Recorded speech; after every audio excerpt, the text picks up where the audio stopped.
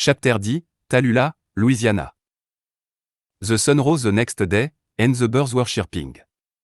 The smell of honeydew filled the air. The sun pierced through the trees and awoke Wanyenyekevu. Et juste les there, enjoying the sound and sweet smell, staring into the sky and thinking about the past few days and how blessed they felt to be chosen by Sabaoth. Now heading south, back on Highway 65, slowly taking his time admiring the scenery. Up ahead, he saw an old abandoned structure that appeared to have been a church at some time. I approached the structure, the building and its surrounding became brick there, and bright clouds surrounded him. There was an old rusty sign on the building that read New Zion C. But I came closer, everything began to change. The grass turned green, the building transformed with a fresh coat of white paint, and the sign read, Crusade for Christ, 1183 Joseph Street. Wanyenyekevu opened the doors, and service went. People praised, sang, and worshipped Sabaoth. Wanyenyekevu was overjoyed. Sliding into one of the open spaces to join in, he found himself clapping and giving praise to Sabaoth. After an hour, two women approached the pulpit. You could tell they were mother and doctor, the doctor spoke, for centuries now, they have used and abused Sabaoth's people. Because of greed, many individuals continued to do so after abolishing the international slave trade. They stole our idea and invention for profit, imitated but never duplicated. They used our very own skin to create shoes, cloth, and even purse. They lynched, whipped, and murdered US, gave US anti-promise, destroyed Black Wall Street and New York's Central Park, treated US like animal and commodity, black gold, you will. They used laws called black or slave code, using deceptive means to create self-hatred and mentally destroy the idea of marriage among US. The one great sin they have instilled in many men this corrupted and perverted idea of sex. Are we beyond repair? God forbid. Centuries ago, slave sex farms were created, like any other farm, they wanted the biggest and the strongest. They forced orgy, they pervertedly watched, men having sex with their doctor, mother having sex with their son. This is where the MF word came from. They raped our men, women, and children and perverted our family value, but Sabaothisable. Marriage, in the eyes of Sabaoth, is honorable when two virgins consummate their marriage. The blood from two virgins joining together for the first time make that marriage holy. They have turned the natural into perversion, and perversion is now called natural. They are not ignorant, they know and knew that most people in the Torah are people of color. They know and knew that people of color, the more specifically, helped them become who they are today. They are a little children demanding to be seen, but their actions have done great damage and have caused the world to become it is. It amazed Wanyenyekevu at how the two women spoke with power and authority. I took a seat and continued to listen and agree with the women. They have taken the word love and replaced it with lust. Through mind game and manipulation, many of our people have gradually become selfish, disingenuous, and rather lay on their back for physical pleasure than walk on their feet doing honest work. PTSD is embedded in our minds, and we have become animal instead of human, and that was how they treated us. What we need to understand about racism and the white power dynamic so well understood by black scholars like Nellie Fuller, Dr. Frances Cress Welsing, myself and author, is that it is not just the organ of ETS body, but it is a skeletal structure. You are still left with the framework when you remove the brick and mortar and all the internal. It is amai son Miron on sarget so beautifully with this white college sociology professor, standard. Even when you wit are not operating on prejudice, you are, by ETS very nature, and based on ETS implié, if not obvious imperative, operating on the standard of racism they teach you from birth. And that standard is mentioned is driven by a power dynamic established on white genetic survival.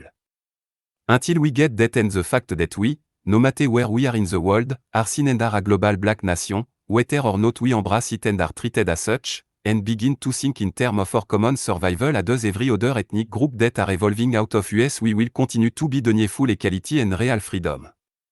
A rock thrown in the pond will have a ripple effect that will eventually disturb the entire body of water. It was Mordecai who warned Esther in the Torah, are to not as you? Meaning, what happened to your people will also happen to you. We may have gained freedom from slavery, however, freedom did not mean free from. The chains were gone, but the system they represented remained solidly in place. Take the drug from the addict, his addiction remain.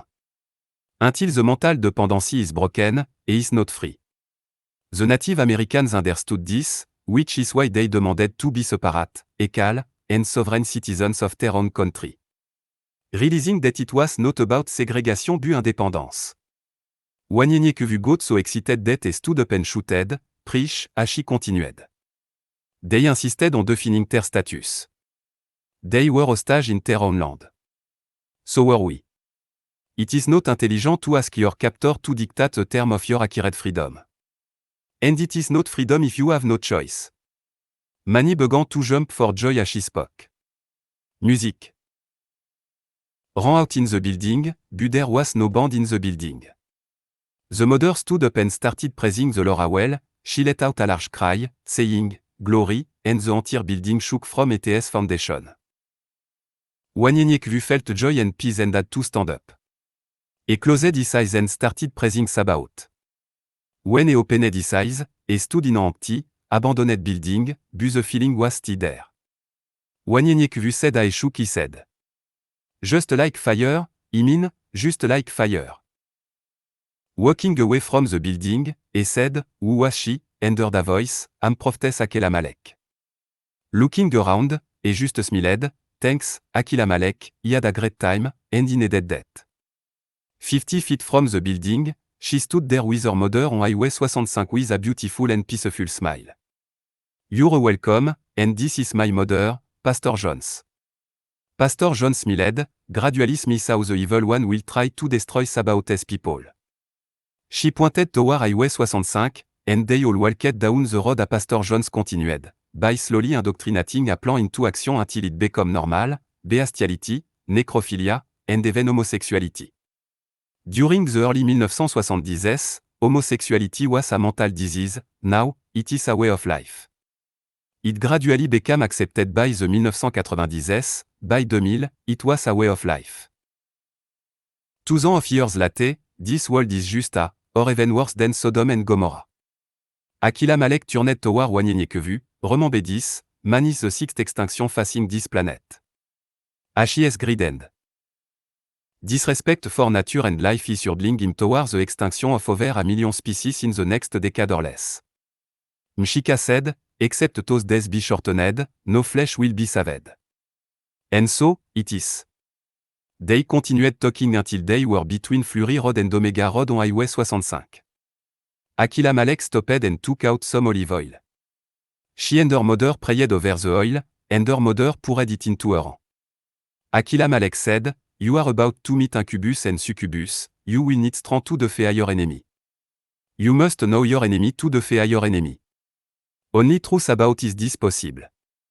She placed her hand on his head and prayed for him. He lifted his hands the air and started praising Sabaoth. When he came down, they had disappeared. Wanyenyekevu felt like he was on cloud nine as he continued to walk toward Tallulah. He passed the whole abandoned town of Talabena and closed in on the bend before he finally got to Tallulah. Wanyenyekevu felt at peace since his talk with Akilamelech and her mother, all the while enjoying the scenery when he came across a sign that read, "Welcome to Tallulah." I walked, he noticed the grass became greener as he approached the city, and the streets were repairing themselves, and he started reading them on his way. Highway 65 changed into North Cedar Street. Passing Blair Street, McKinley Street, Roosevelt Street, then he came to a strange crossing. One side of the street, on the right was called South Levee Street but directly across from it, the name was Van Zelphin Street.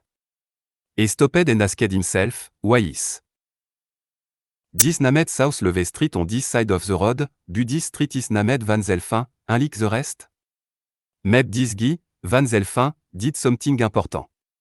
He continued as he passed North Street, East Washington Street, and East Ogburn Street.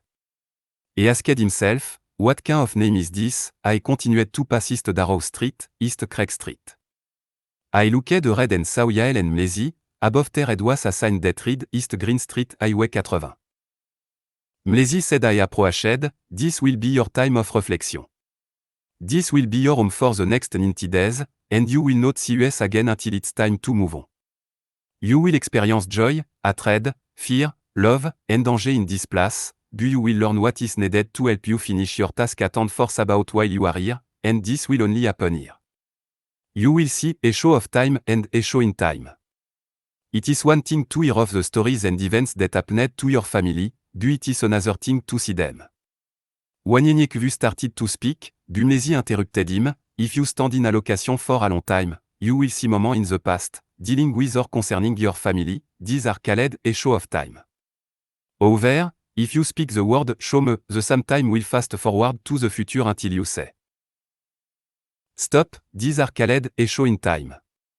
Wanyenyekvu smiled, trying to recap what was said, a show of time, show the past.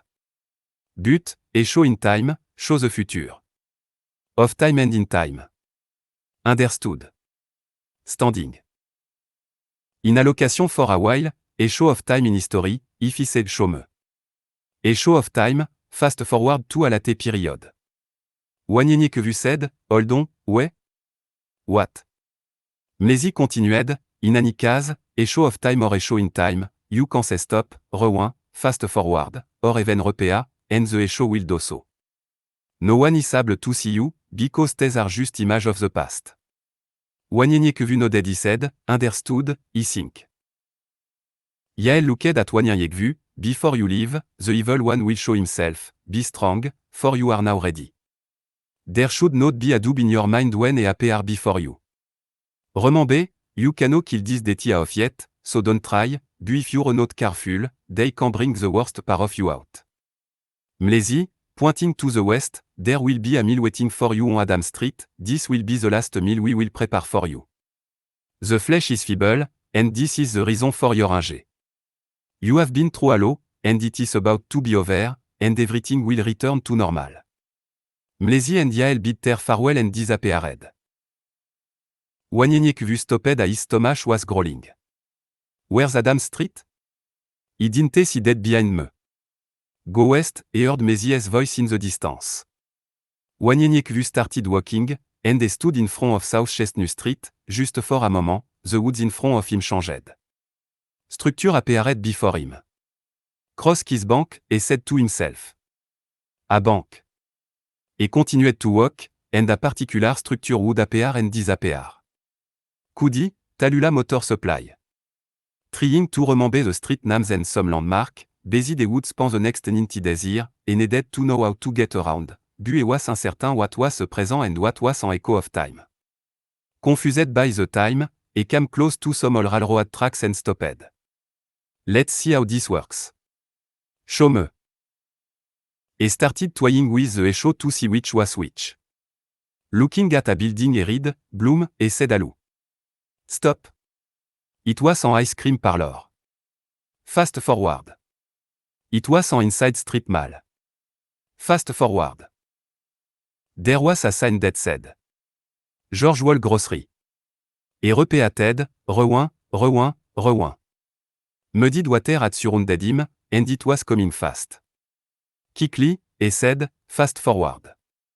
After a few seconds, he shouted, stop. An old newspaper was stuck to the bottom of his shoes, picking it up it read the flood of 1920. Looking up at the same building, he read a sign that said, Bloom Apartment. He stood there for 30 minutes, playing with the echo until he could understand them. Crossing the railroad tracks, he was happy to see the street sign, Adam Street. His mouth watered as he smelt the aroma, seeing the conceit just up ahead. He shouted for joy as he ran and opened the pot. Chicken and dumpling, lightly mixed with green beans and carrots. Man, oh man, he said out loud.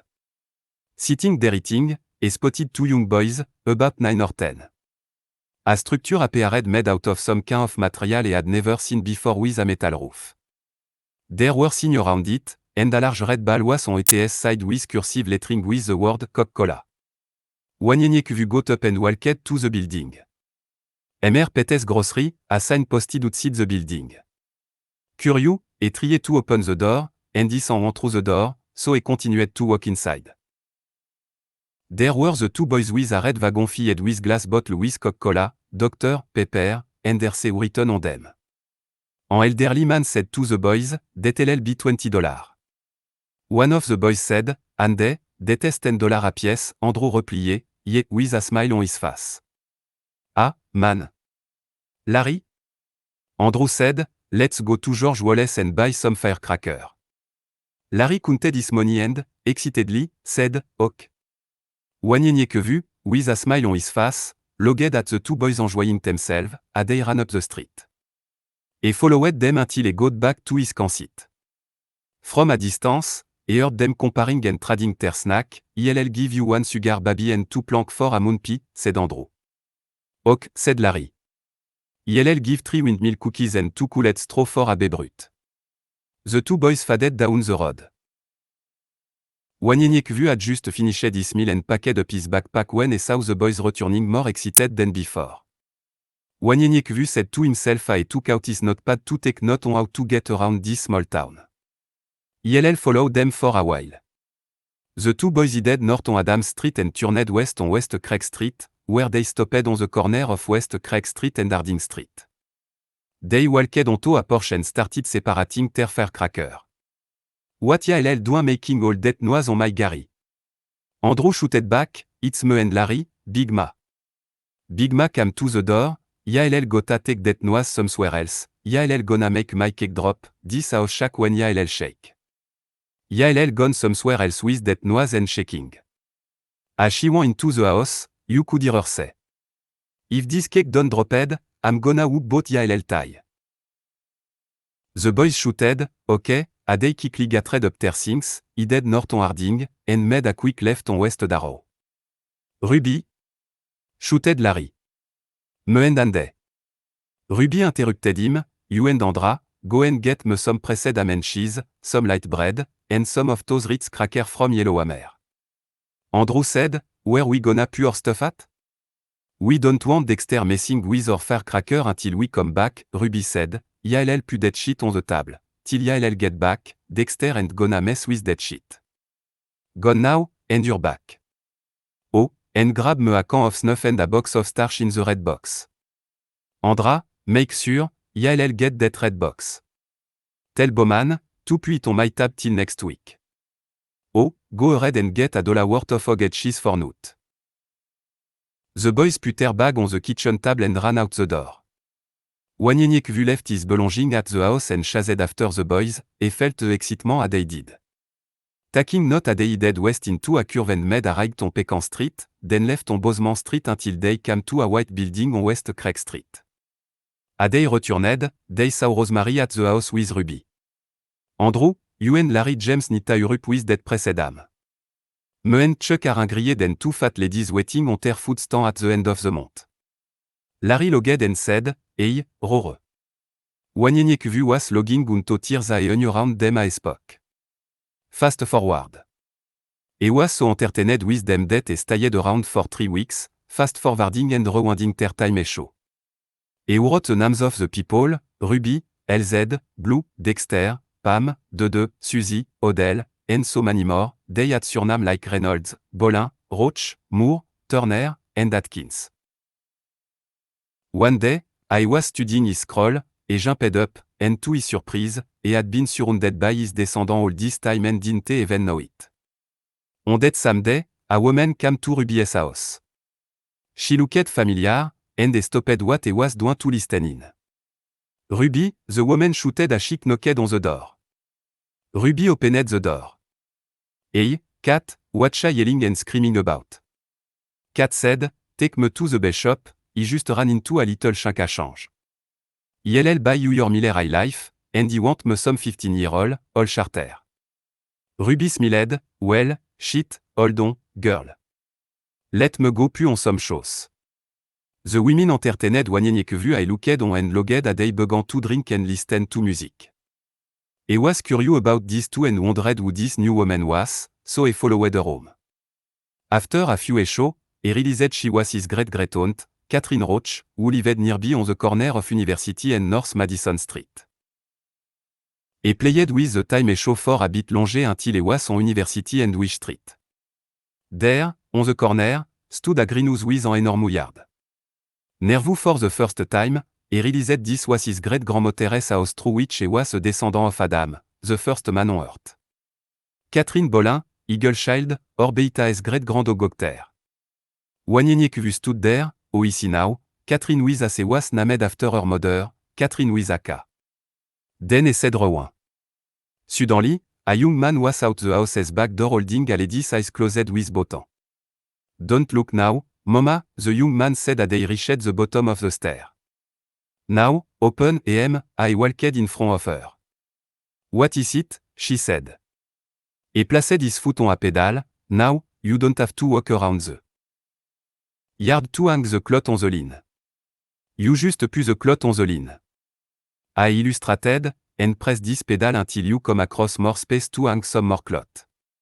She looked at it for a moment. What if it's raining, Willie? You trying to electrocute me? The young man looked. Now, Mama.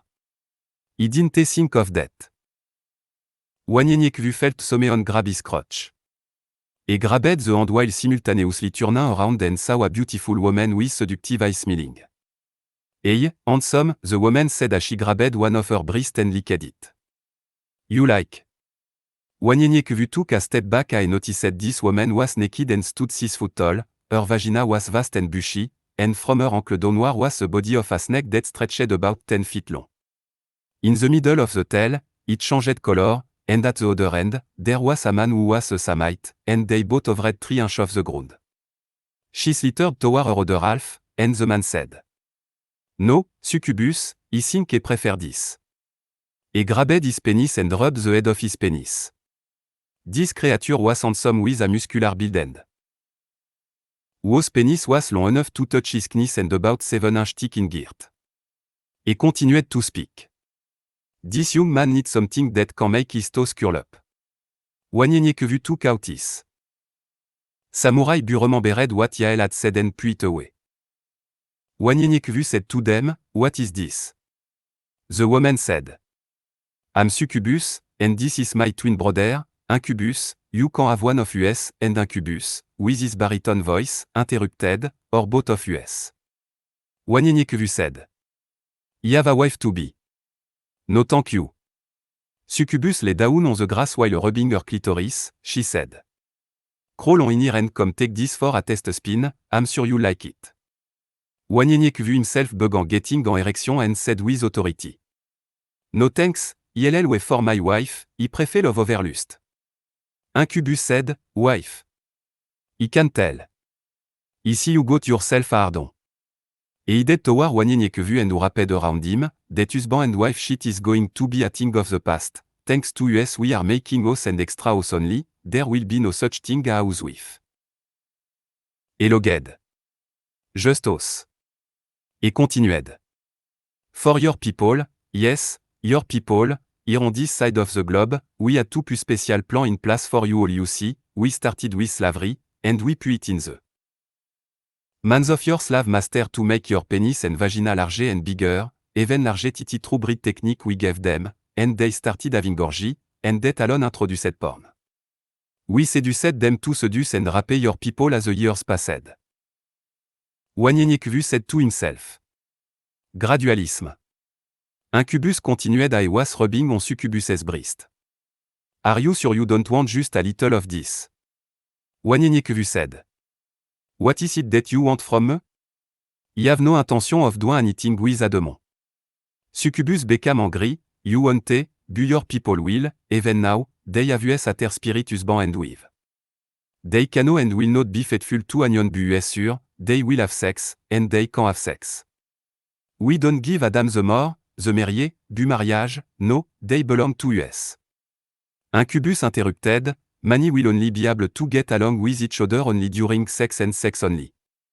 They will incur cervical cancer, HIV/AIDS, and other incurable disease.